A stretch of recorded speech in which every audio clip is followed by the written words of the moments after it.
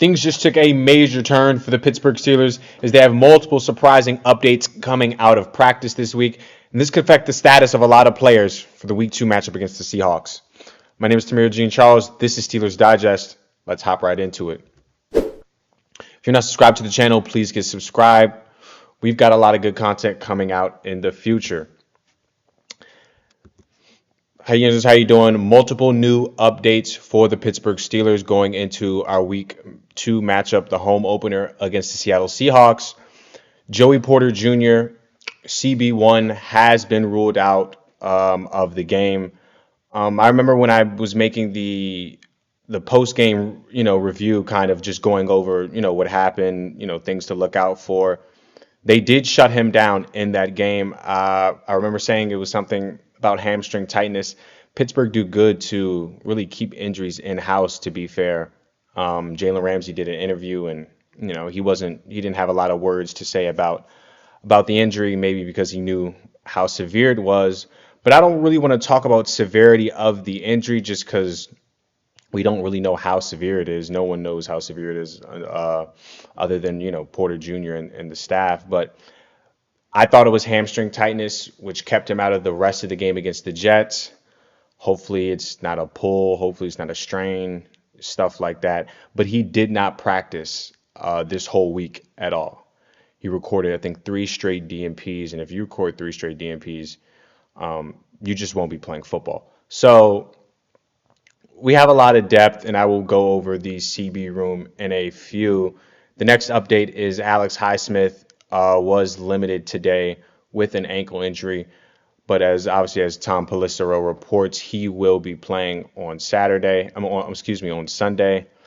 Same with Nick Herbig. I think yesterday or today was his first time being a full participant in practice. And this was a Farrah Ball report. The reason why half of it is cut off is just because he already went over Joey Porter Jr. being out, and I just explained that. But the bottom half of his report, and we're going to be talking about the Seattle Seahawks with this, their second-round draft pick, an absolute freak of nature in terms of testing. And to be fair, in terms of film, he put a lot of great things on film. Looks somewhat like a Cam Chancellor. He was insane at South Carolina. But their second-round draft pick, rookie Nick Eamon-Warry, is out with an ankle injury. I don't think he's going to be on IR, meaning he'll miss 4 weeks. I think the Seahawks avoided that. And also their star-studded Pro Bowl nickel, Devin Witherspoon, is going to be doubtful. Probably will not play for them, which is 2 key losses in the secondary. I think those are 2 starters for them. Obviously, they have Tariq Woolen, who had a tough game against the 49ers, giving up that touchdown and then giving up that double move on the sideline to Ricky Purcell. So he's going to be tested in coverage. He's going to be on DK Metcalf for a majority of that game against the Seahawks. And just like Calvin Austin did against the Jets, coming up big, winning routes in man coverage against Brandon Stevens, he's going to have to do that against a very, very, very well-coached Mike McDonald defense on Sunday. And this opens up a lot of opportunity for Roman Wilson as well to show who he is. Something quick about Roman Wilson before I continue and go into the CB depth chart. If you're going to, I said the same thing about Caleb Johnson. If you want to get more play time in the big leagues, coaches need to see that you can handle the limited role they give you. So if you're not going to really be in the running back rotation, it's going to be Gainwell and it's going to be Warren. When I put you on kickoff, you can't be fumbling, right? And we saw after that, Caleb Johnson didn't get in the game. He had a pitch for -2 yards, and that was the only rushing attempt he had in that game against the Jets. Same with Roman Wilson in terms of it's late game and we're trying to throw a screen to DK Metcalf. You've got to be able to pick up that block. I've got to trust you handling other things that aren't you with the ball in your hands. This isn't college. And in college, yes, it's a different level, but also obviously those guys were just one of the best players on their team in college. Roman Wilson winning that championship with J.J. McCarthy and Caleb Johnson being that whole Iowa offense. But once you come into the NFL, you've got food in your hands, people's livelihoods, people's families. You got everything in your hands with that ball. I need to see that if I can trust you to put that ball in your hands, not only do you have to make a play, that goes without saying, but you have to keep it secure. You cannot give it to the other team and give up possession. Possessions are crucial in football. Time of possession. How much time do you spend with the ball? Because guess what? That means that means the opposing team's playmakers, like a Jackson Smith-Njigba, like a Kenneth Walker, like a Zach Charbonnet, that means those guys are on the bench sitting while we have the ball. So just wanted to put something in perspective for those guys, just in case people are wondering, where's Caleb Johnson? I thought Roman Wilson was. I thought you said he was going to be.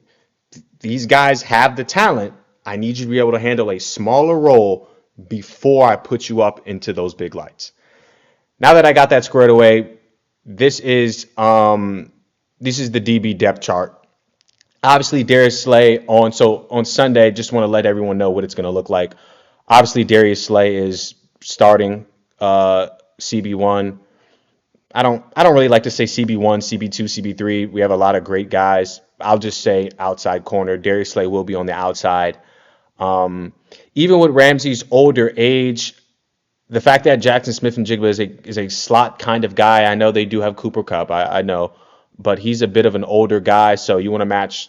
I wouldn't really call Ramsey old, just older than he was obviously in Jacksonville and in a little bit of Miami. So if you want to go, older on old, I'll match up that. We can match up that, pretty well with Ramsey against Kupp. But Jalen Ramsey on the outside, and then obviously now that Joey Porter's off of this list, Echols moves in on the slot. Obviously, Deshaun Elliott won't be playing. Chuck Clark is there, and Jabril Peppers will be playing the Chuck Clark role, backing him up. Obviously, Juan Thornhill's that's free safety with Miles Killebrew behind him. And then obviously James Pierre was a practice squad player, and he's now been elevated to the 53-man squad. He was elevated this week. So that's what the team is going to look like on Sunday.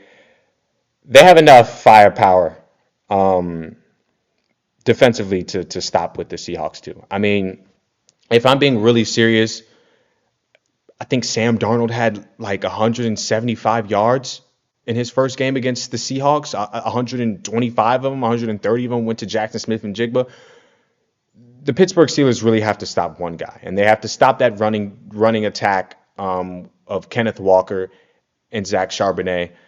If they can keep JSN, Jackson Smith-Njigba, in check, I see the Pittsburgh Steelers getting out of Acrisure Stadium in the home opener with a W.